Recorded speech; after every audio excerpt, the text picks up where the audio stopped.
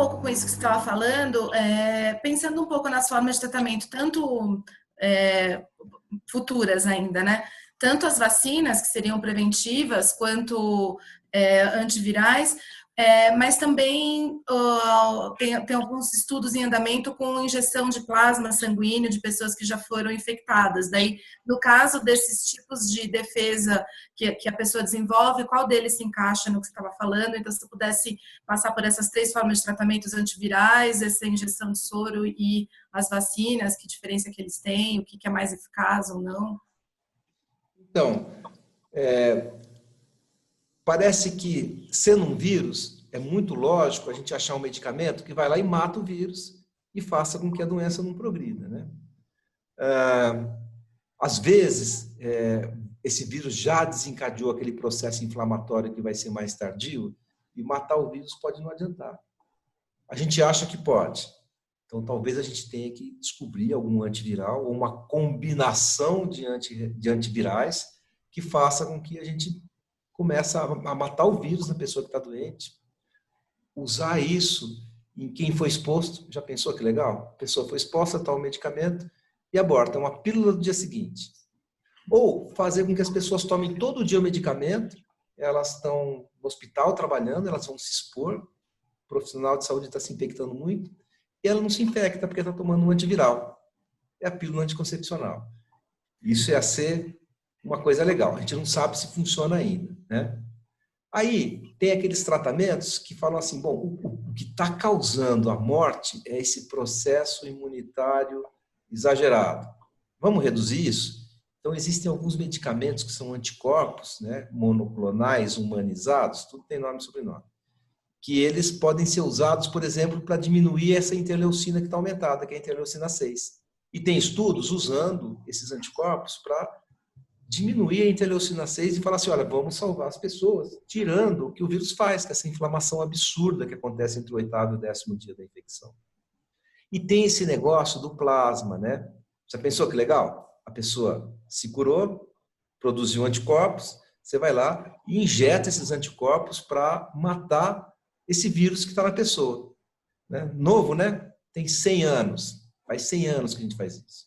Né? Que a gente usa esse negócio de pegar o plasma das pessoas para tentar tratar alguma infecção. Não é nada novo. E a gente não sabe se funciona. Para funcionar, a gente teria que pegar esses anticorpos, mostrar que eles são neutralizantes, que eles neutralizam o vírus. E que, neutralizando o vírus, parece que eles são neutralizantes, pelo menos no modelo, no período inicial. E neutralizando o vírus, que isso aí vai ser suficiente para abortar a infecção. Né? E aí você teria que fazer um modelo animal. Mostrar isso no modelo animal. Mostra na bancada, no laboratório que eles neutralizam e usa isso daí em modelo animal. A gente está fazendo as coisas de forma muito desesperada. Né? A gente vai lá e começa a dar tudo para as pessoas antes de ter uma comprovação científica. E as pessoas estão começando a dar esse plasma sem mesmo saber se isso vai fazer mal ou bem para a pessoa. Né? Imagina que esse plasma tem alguma substância dessas pessoas que se recuperaram que pode desencadear uma doença pior em quem recebeu. Né? Pode acontecer. Então, a gente teria que saber disso daí antes, fazendo no modelo animal. Mas as pessoas estão morrendo e aí todo mundo quer tratar essas pessoas. Vacina é um processo lento e complicado. Sabe? Vacina é um estímulo imunológico que pode facilitar você pegar a doença. O que a gente quer é que a vacina previna a doença. Mas em alguns modelos, inclusive do HIV, fazer uma vacina e estimular o sistema imune facilita com que você pegue a doença. Já pensou se isso acontecer? Então você tem que fazer todas aquelas etapas de pesquisa de vacina, que inclusive incluem modelo animal, para mostrar que a coisa está funcionando. Por isso que a vacina não vai sair amanhã. Ela demora 1 ano para sair, mais ou menos. Né? Então talvez ela saia no final do ano para ser testada, no começo do ano que vem. Né? E até lá a gente vai ter que ter outras alternativas para mitigar todo esse dano que esse vírus está fazendo na população do mundo. E quando a vacina sair, ela vai dar conta de uma grande variedade desses vírus? Porque, na verdade, a gente, né, como a gente estava falando antes, já temos diversas cepas virais aí. E aí os planejamentos de vacina conseguem dar conta, já que você falou que às vezes tem mutações em um nucleotídeo só, a diferença entre um e outro, se for pequena, dá para incluir.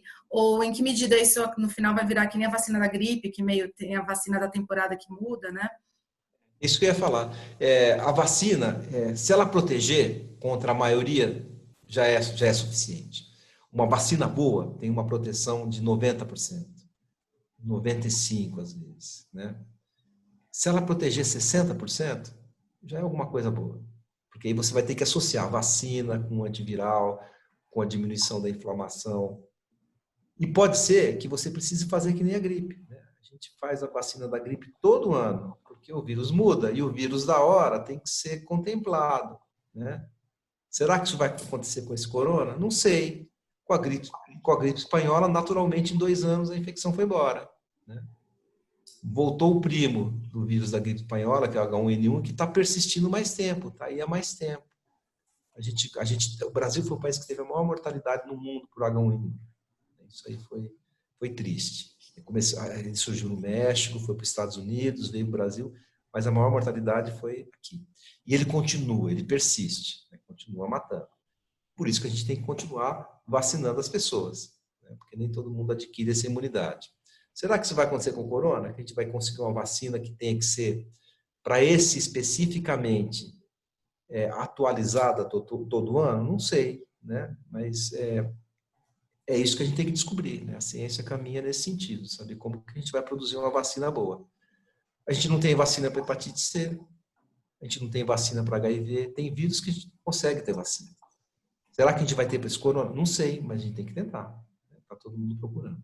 Eu só queria entrar nesse medicamento que agora são vários, né? Toda hora surge um novo, agora esse antiviral, sim, mas o da vez, além da polêmica da hidroxicloroquina, agora tem um anticoagulante que parece que ajuda em situações de trombose pulmonar, não sei, é um estudo com poucos pacientes ainda, né, pelo que eu vi de uma médica brasileira, mas em que medida ele é diferencial em relação aos outros antivirais que já apareceram aí na lista? Tem uma coisa que a gente está aprendendo que é o seguinte, por exemplo, ele é um vírus que lesa muito o coração, por exemplo, e faz com que o miocárdio, o músculo do coração, fique muito lesado em alguns casos, né? É um vírus que provavelmente causa uma coisa chamada ativação plaquetária. As nossas plaquetas, que é o nosso processo de coagulação do sangue, elas ficam muito ativadas e liberam um monte de substâncias, né, as interleucinas, e a gente faz exame e vê que tem sinal de ativação das plaquetas. O exame chama dedímero, que é um exame que mostra que você está, na verdade, coagulando em excesso. É um exame bom até para você saber que a pessoa tem trombose. Então, existe esse processo de ativação das plaquetas e de fazer com que você possa ter microtromboses no teu corpo. Se isso faz parte da doença e da gravidade da doença, faz sentido você prevenir que isso ocorra. Você pode fazer isso com heparina. Você poderia fazer isso com um antiagregante plaquetário. E tudo isso está sendo explorado e a gente vai precisar ver os resultados. O mais importante é que a gente tem que ter rigor científico. Toda vez que a gente tem uma intervenção, a gente tem que comparar isso com a não intervenção, que é o placebo ou ter um grupo controle, para falar, olha, funcionou, ou principalmente não fez mais mal do que não fazer nada. Entendeu?